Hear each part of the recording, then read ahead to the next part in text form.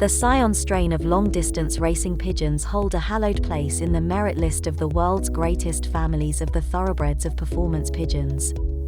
Much like what is good in Europe, he came from the region of France. Paul Sion, from Tourcoing in France, started in the sport in 1895 and, in due course, set his mark. In fact, what he produced crossed more national boundaries throughout the world and became the source of much joy and reward to countless fanciers. To quote one eminent authority, A.H. Osman, "This man has won more prizes in one season than many fanciers win in a lifetime." A close friend of Paul Sion and his son Robert was the famous English racer and writer Dr. W. Anderson. His contemporary accounts of the Sions give us a unique insight into the methods and thoughts of Paul Sion. I visited this world-famous fancier for the first time in 1929, and I was particularly impressed by his marvelous collection of pigeons. I must first of all give a slight impression of his magnificent loft installation. The building was of 4 stories. The ground floor housed his cars, the second floor his grain, baskets and odds and ends of loft equipment, the third was the old bird loft for widowhood and natural racing, and the fourth his young bird lofts. Paul Sion was a keen gardener, and was mostly interested in roses and sweet peas. His other interests included game cocks, sporting dogs, especially setters, and shooting. In later years I got to know Mr. Sion and his son Mr. Robert Sion much more intimately, and we found many interests in common. I was able to help him with plants, gun dogs and even game cocks. During my first visit I was able to purchase a good stock pair containing the Vieux Gris blood, BCC 8764625, and BBH 4428426. From the beginning, this pair did well and were grandparents of winners up to Rennes, 545 miles, and Nantes, 608 miles, and first Open Dole. After my second visit I bought his number 1 stock hen, a blue 605142. She had bred many winners for Paul Sion, and she also did well for me. Later I purchased a red checker cock Admiration 60529-729, when he was a yearling. I selected him, and was able to have him only because he had been shot in the leg when returning from his last race, and was permanently lame. Paul rightly considered that his racing days were over. Admiration left at Tourcoing a youngster which was to be Paul Sion's national winner in a future year from Morceau. With Admiration I also bought a mealy hen, 82288, who was the dam of Champion Rouge Maquet. Paul Sion considered Champion Rousselette and Champion Rouge Maquet his 2 greatest pigeons. I was fortunate in making these selections, and especially before the stock from them had won their spurs in the long races.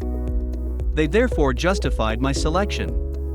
Mr. Sion presented me with Champion Rousselette, and up to the war in 1939 he gave me all the birds I required.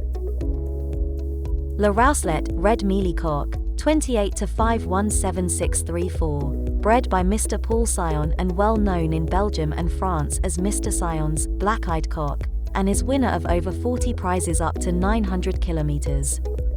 He is sire of several aces including his best bird in 1934, also of Mr. Van Eyck's 2 Sion cocks, nestmates, which put up wonderful performances in 1933 national races. Le Rousselette is described by Mr. Sion as follows: a direct son of my old grey stud cock which is one of the greatest glories of my loft. This bird alone will found a loft. Champion Rousselette, in type was a perfect pigeon, of medium size, good head and black eyes, rather to my mind a dark shade of blue, beautiful body and wings. He was a strawberry mealy. In addition, he was like Champion Epinard and other great pigeons, quiet and tame, and easy to work with. He was one of the foundation blocks in building my present Sion family. The birds enumerated and several others from the same source and from Mr. Robert Sion, his son, were the original stock from which my Sion family came. They are essentially a hardier type of pigeon than the Stassards and stand up to feeding their youngsters even as prisoner stock birds.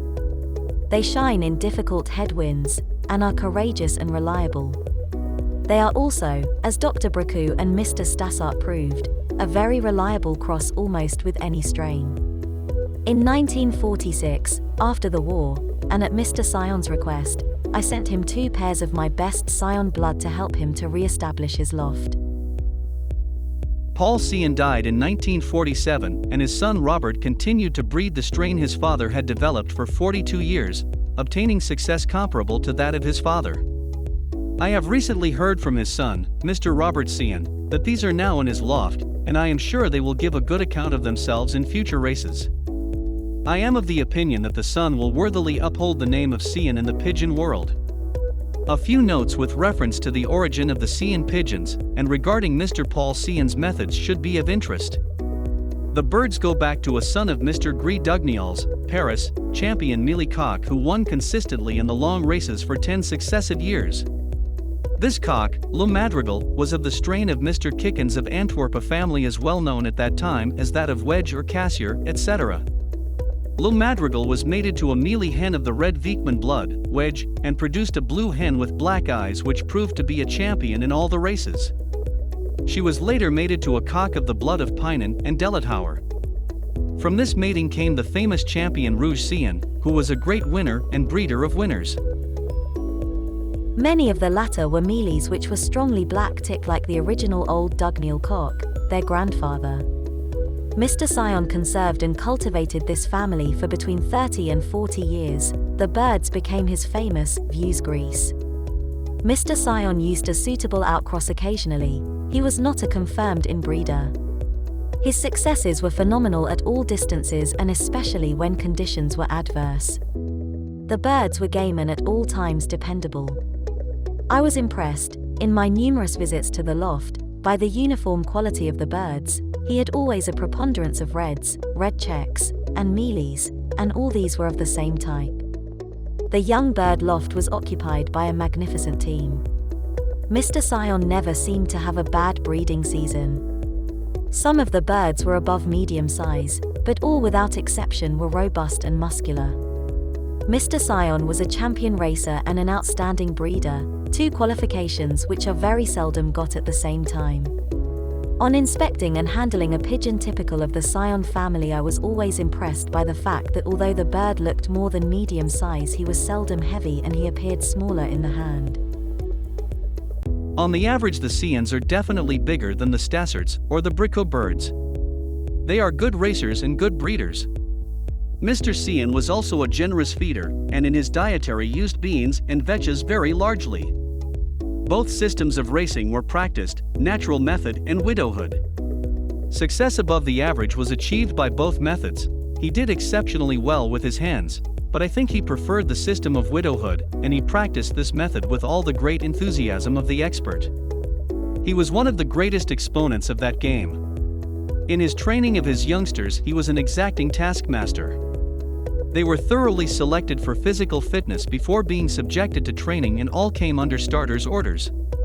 The Sion strain was very fashionable abroad and was introduced into many of the best lofts, e.g. by Mr. Stassard, Dr. Bricot, etc.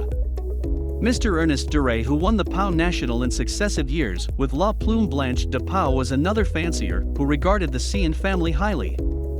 His great winner was 3/4 Bricot and 1/4 Sion.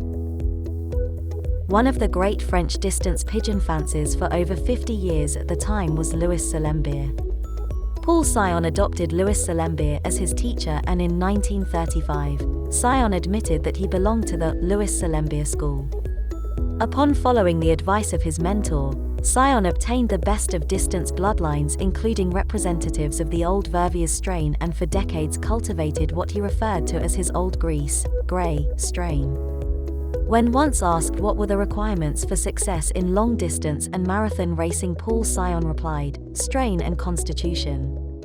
A reply which was in the form of an article in which the author took, as an example, there were horses good in soft and other horses good in hard conditions. Opining that there were pigeons or strains good in clear weather conditions and others good in tough cloudy conditions. The latter strains being the best for the ultra distances and routes across water. Thus, according to Sion, only those birds whose forebears distinguished themselves in difficult races were in turn capable of doing the same.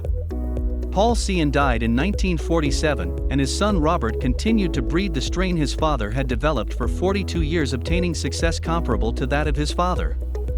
Whatever is one's response to Sion's position in that article, there is one notable fact, and that is, he was not an advocate of inbreeding. Like his master Salembier, Sion participated in outcrossing, which was based upon much thought and research into the pedigree and the background of the potential cross. The fruit of which was a strain that was almost identical in appearance. Apparently this great pigeoneer had perfected his outcrossing approach to the level of a science. Today, there are those who claim to have representatives of the Sion strain.